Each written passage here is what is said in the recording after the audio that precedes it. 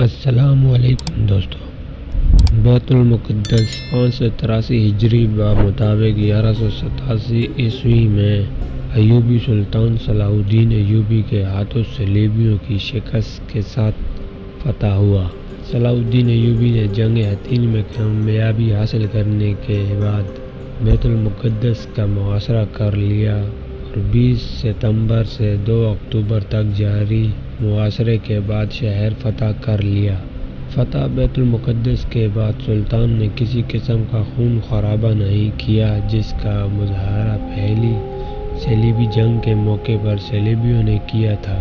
جولائی 1187 عیسوی کو جنگ حطین میں زبردست شکست کے بعد مسیحیوں کی مملکت یروشلم کمزور پڑ گئی اور کئی اہم شخصیات صلاح الدین ایوبی کی قید میں چلی گئی۔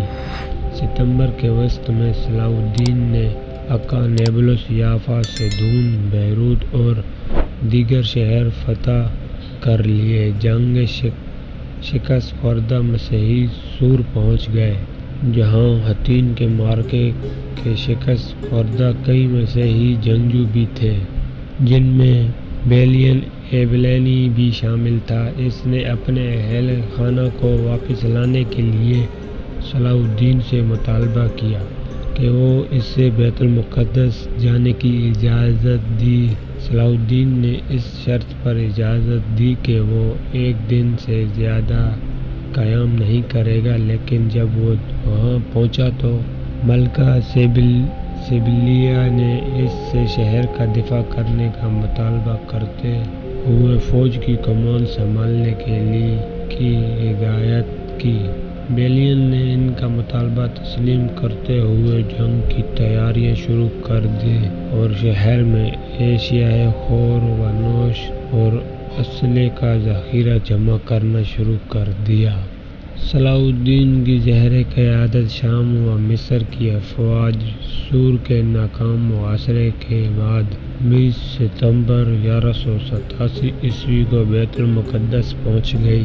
صلاح الدین اور بیلین کے درمیان مذاکرات ہوئے۔ صلاح الدین بغیر خون خرابے کے شہر حاصل کرنا چاہتے تھے، لیکن شہر کے مسیحیوں نے بغیر لڑے مقدس شہر چھوڑنے سے انکار کر دیا اور دھمکی دی کہ وہ پرامن طور پر شہر دشمن کے حوالے کرنے پر اسے تباہ کرنے اور خود مر جانے کی ترجیح دیں گے۔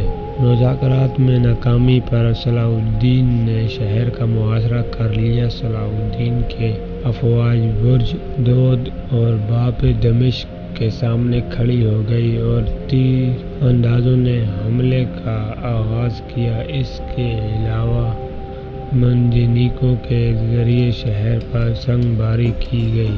صلاح الدین کی افواج نے کئی مرتبہ دیواریں توڑنے کی کوشش کی، لیکن مسیحیوں نے اسے ناکام بنا دیا۔ 6 روزہ محاصرے کے بعد صلاح الدین نے افواج کو شہر کے دوسرے حصے کی جانب منتقل کر دیا اور حملہ جبل زیتون کی جانب سے کیا، جنہیں لگا 20 ستمبر کو مسلم افواج شہر کی فصیل کا ایک حصہ گرانے میں کامیاب ہو گئے۔ تاہم وہ فوری طور پر شہر میں داخل نہ ہوئے اور دشمن کی عسکری قوت کو ختم کرتی رہی۔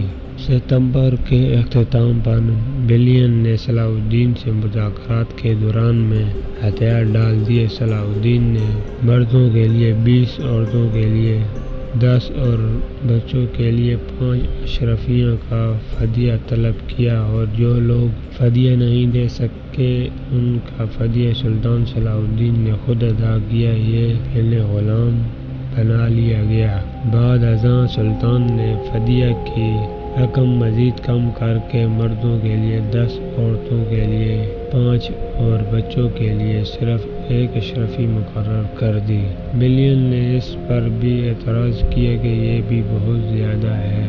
جس پر سلطان نے صرف 30,000 اشرافیوں کے بدلے تمام مسیحیوں کو چھوڑنے کا اعلان کر دیا۔ 2 اکتوبر کو ولیام نے برج داؤد کی چابیاں سلطان کے حوالے کر دی۔ اس موقع پر اعلان کیا گیا کہ تمام مسیحیوں کو فدیہ کی ادائیگی کے لیے 1 ماہ کا وقت دیا جا رہا ہے، جس میں 50 دن تک کی توسیع کی گئی۔ صلاح الدین کی ایک رعایا پروار اور رحم دل بادشاہ تھا۔ اس نے غلام بنائے گئے مسیحیوں کا فدیہ خود ادا کر کے انہیں رہا کر دیا۔ ملتے ہیں نیکسٹ ویڈیو میں، آج کے لیے اتنے ہی۔